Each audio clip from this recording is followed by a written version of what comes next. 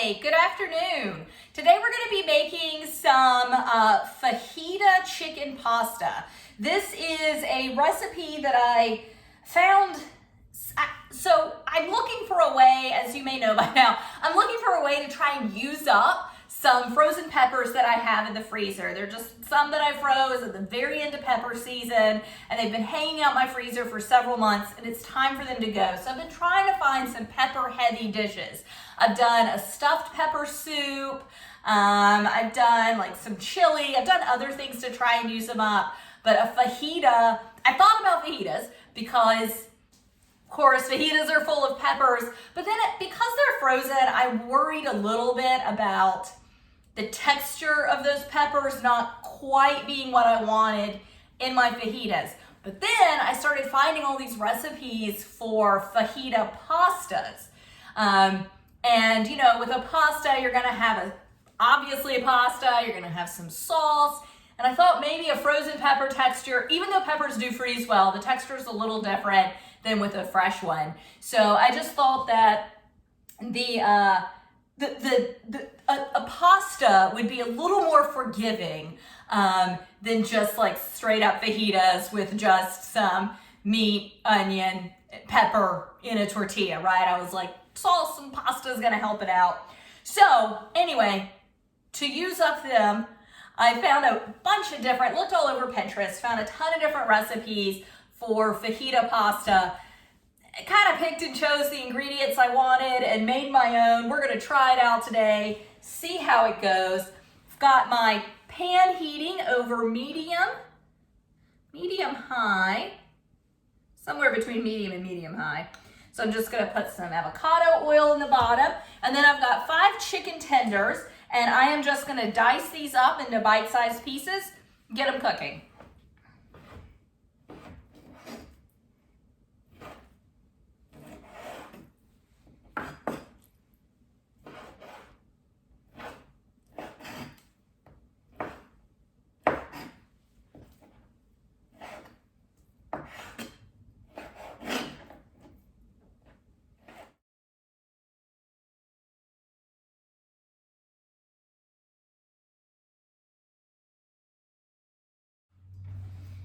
All right, so I'm gonna get these in the pan. Yeah, my oil is shimmering. So I just wanna drop them in. Oh, that one's got that tendon. Didn't get cut through, there we go. Well, there we go. So I just wanna drop these in piece by piece and just get them browning. And then we'll add some salt, pepper, fajita seasoning. And since these are tenders, they're gonna cook up pretty quick. So you want to work fast.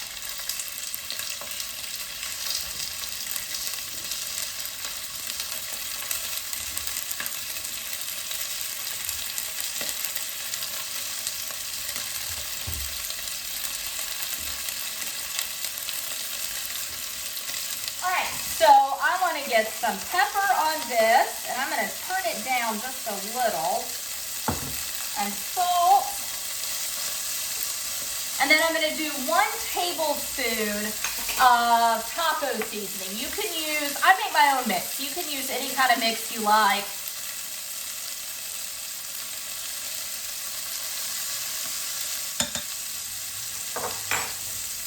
All right, and I'm just gonna give these, whoops, they're not moving just yet. Might need a little more. I'm gonna put a little more oil in here.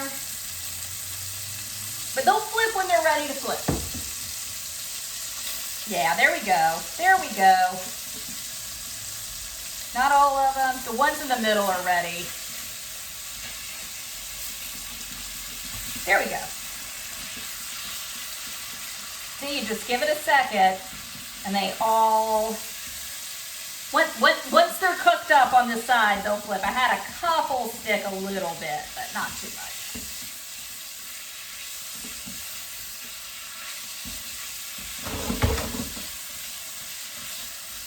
And because I'm working with chicken tenders, so let me back up. So I'm gonna cook these. I'm gonna cook my onion and my peppers together with some garlic. And then we're gonna make this like fire roasted creamy tomato sauce. And in that, we're gonna cook our pasta directly in that sauce so that we're not doing two different pots. But because I'm using chicken tenders, and I have some frozen ones, so I wanted to get these used. But because I'm doing chicken tenders, I don't want them to be in that sauce when it cooks. So normally when I'm cooking like this, I'm telling you it doesn't matter if the chicken is cooked all the way through because we're gonna make sure it gets a good cook. Because I'm usually braising. One of my favorite ways to cook. I'm usually braising a meat. A tender is not meant to be braised. It is a delicate little piece of chicken called a tender. You know, it's found under the breastbone, doesn't have any skin on it. It's called a tender because the chicken doesn't really use it. If it does, it uses it minimally. I'm not totally certain on a chicken's lifestyle, but it's like with any, like a pork tenderloin or beef fillet, beef tenderloin. Sorry, not beef fillet. What am I thinking? Like a filet mignon. Here you go. It's a muscle that doesn't get used. So it also overcooks really easily and you lose that really nice kind of soft quality to it. So I know I'm off camera, but I'm just putting this chicken on a plate. It is cooked through now. So I'm just setting it aside on a plate and I'm gonna wanna go ahead and get my onion cooked. And I'm gonna do onion like half moons, right? So kind of like an onion strip. Actually, I'm gonna do a little different than that. I'll show you. So I think I'm gonna cut them long ways, which is how you would cut them if you were doing like a French onion soup. That is normally how I see them cut in fajitas. So this is the bottom, the root end. Here's the top. So I'm gonna cut them up and down, but in strips, right? So not doing a dice, just big long strips. And my peppers, when I prepped them and got them ready to freeze, they were cut into strips. So I actually just need to throw them straight in. Super, super easy. Gonna add a little avocado oil. Let that heat.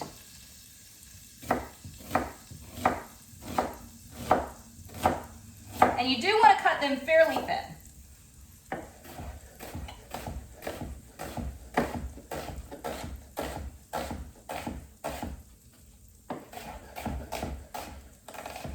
All right. Turn that heat back up. And just let these start sauteing and softening. Getting some of this taco seasoning. I'll add more seasoning in just a minute. But let those get going. And I will go ahead, I think I'm gonna use 3 or 4. We'll see how big they are. Yeah, that's it. Ooh. Oh, nope. I had one big clove I was trying to get off and I could just do 3, but 2 little ones popped off instead. So I've got 4 cloves of garlic.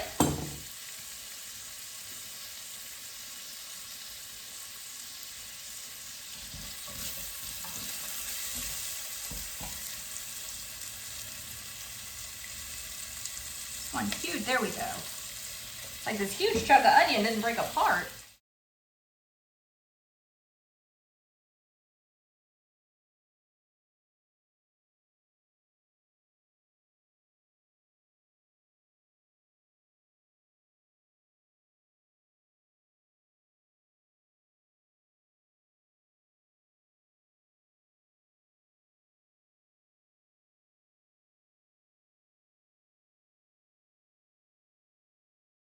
All right, and I'm just gonna do a rough chop, but just gotta run my knife through the garlic.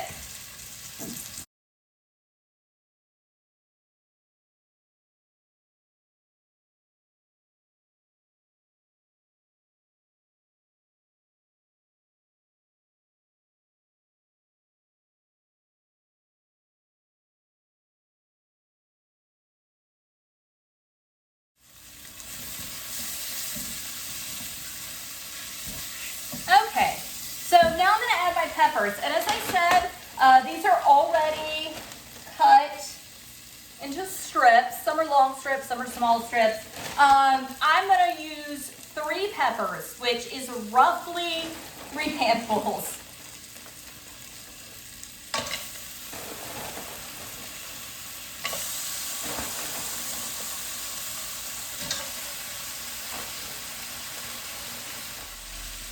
Okay, so to this I'm gonna add another tablespoon of my taco seasoning, and then just give it a good stir.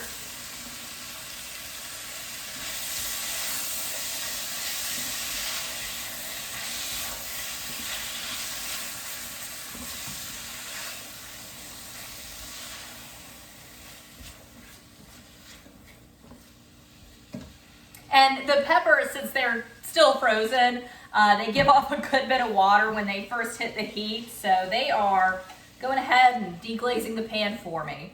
It's going to take it a little longer to cook because they were frozen, and it's not so much the heating them up, but it's the water that they give off when they hit the heat, and you've got to wait for that water to evaporate. So just something to think about whenever, if you're cooking with frozen peppers or anything frozen, when it starts thawing out, it's got to get rid of all that water, okay?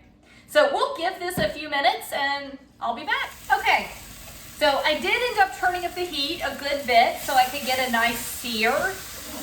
Not sure how well you can see it with the steam, but to get a nice sear on the vegetables. It did take a little while for the water to cook out of those peppers, but it did. Things are breaking down and looking good and caramelized. Again, not sure how much you're gonna be able to see. Sorry, I will figure out the camera positioning at some point.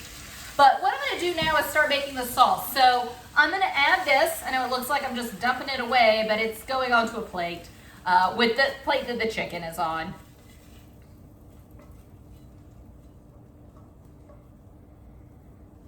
All right, so those are good. Still got mostly, they're pretty soft, but some of them still have a little crunch to it, just the way I like fajitas. So to this, I'm gonna add 1 can of fire roasted tomatoes. So these are already diced up, but I figured the fire roasted part would really help add some of that nice, like char grilled fajita flavor. And the acid is gonna help, there we go, yeah, help deglaze the pan and get all that good stuff stuck on the bottom up. And I'm gonna add 2 cups, I've got homemade, you don't have to use homemade, but 2 cups of chicken stock.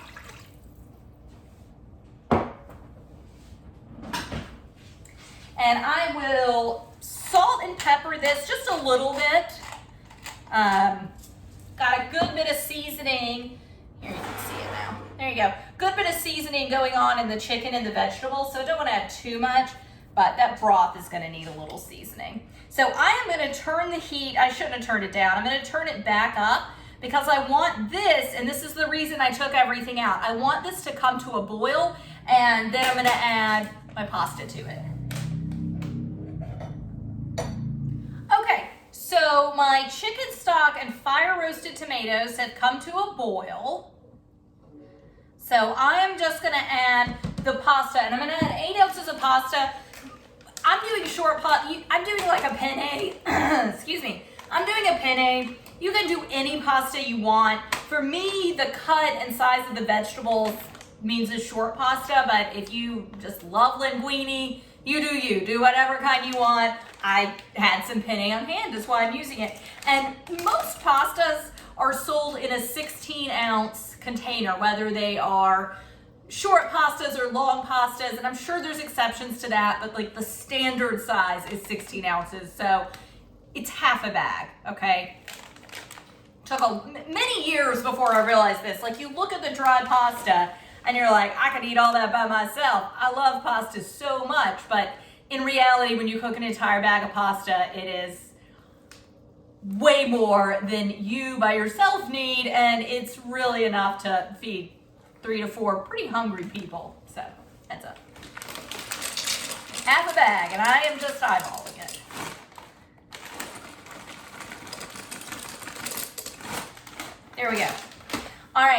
So I just want to give this a stir, get every bit of pasta covered, or at least like in the sauce, you know. And then I am going to cover it back up, let my pasta cook till al dente. Let's see. You always want to read. Different brands have different times, so you always want to make sure you're cooking it for the right amount of time. Oh my goodness. Cooking time 11 to 13 minutes. So about 10 minutes from now, about 9 minutes from now, I'm going to check on it and see how it is. And I'll see you then. Okay, so the pasta is cooked through, well, not completely through. It's still a little al dente. One thing when you're cooking, when you're kind of doing like a one pot thing like this, normally when you cook pasta, you're cooking it in a much larger amount of salted water, and it gives that pasta plenty of room to move around and cook through. With this, you don't have as much liquid. I mean, you can even, I know sometimes it's hard to see into my pot. You can definitely see now.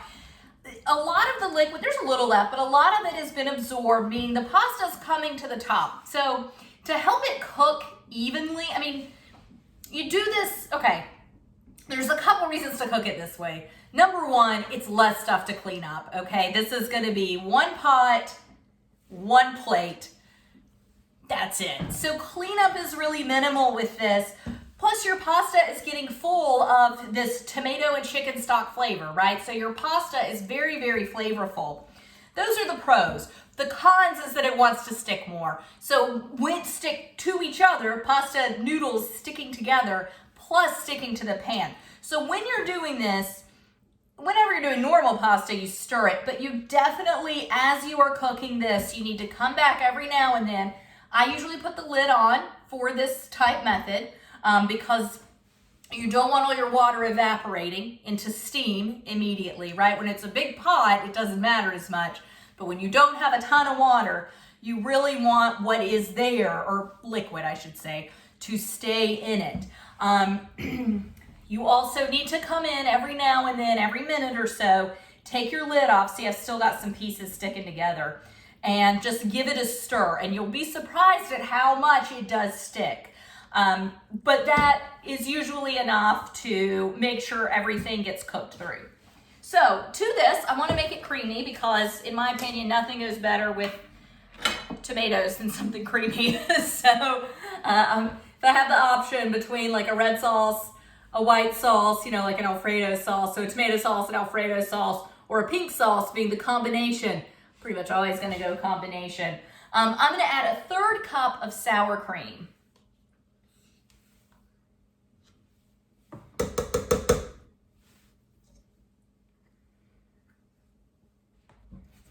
And I've turned my heat way down. It is just barely simmering. It's not even simmering. It's on low. So I'm just going to stir this in.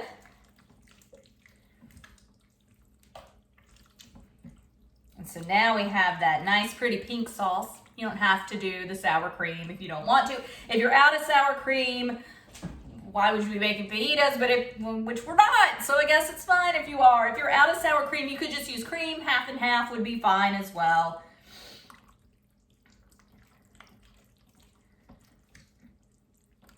So I'm gonna get the chicken and vegetables back in. Make sure that they get heated all the way through. They haven't been out that long, so they're certainly not cold. And they're not even room temperature. They are still warm, and get all the juice in there. But you do want to make sure everything gets mixed in, incorporated back into it. Oh my gosh, this looks so good. I am really, really excited for this. And I'm so glad that it's a thing. I don't think I would have thought of this on my own. But all those, that's why I love Pinterest, because it's got all those recipes and kind of like mix-ups and things that you wouldn't have thought about. I would not have put fajitas and pasta together, but it's really good. Actually, I don't know if it's really good. It looks delicious. I'm really excited to try it. There's no way that it's not good. I can definitely say that. There is absolutely no way that something that looks like this and smells like this is not good. It's the best of both worlds. So I am looking forward to it. And I am not serving it. You know me, I'm making things ahead of time so I can be lazy tonight. This is definitely dinner tonight though. So I will be reheating this just a little bit, just to warm it through, not enough to cook the pasta or make it mushy or anything. And there's still a good bit of liquid to help it heat through, right? Things that have a liquid in them heat through a little more quickly than things that don't. That liquid kind of coats and helps out. Also helps prevent it from sticking. But I would just, if I needed to add a little more like sour cream or chicken stock to create more liquid, I would. I can't imagine that I'm going to need to. And see, I told you, look how much food this is. This is a 3-quart pot. This is a ton of food. This is easily 2 quarts of food. That's 8 cups of food. That's a lot. That is definitely enough to feed 4 people who are hungry. 3 people who are very hungry. Luckily for me, it's only feeding 2, so I'm gonna get some leftovers as well. But when I eat it tonight, I will take some pictures, show you how it turns out, garnish it up maybe with some avocado, cilantro, maybe sour cream. Don't think you could go wrong with that. But thank you for joining me. Bye.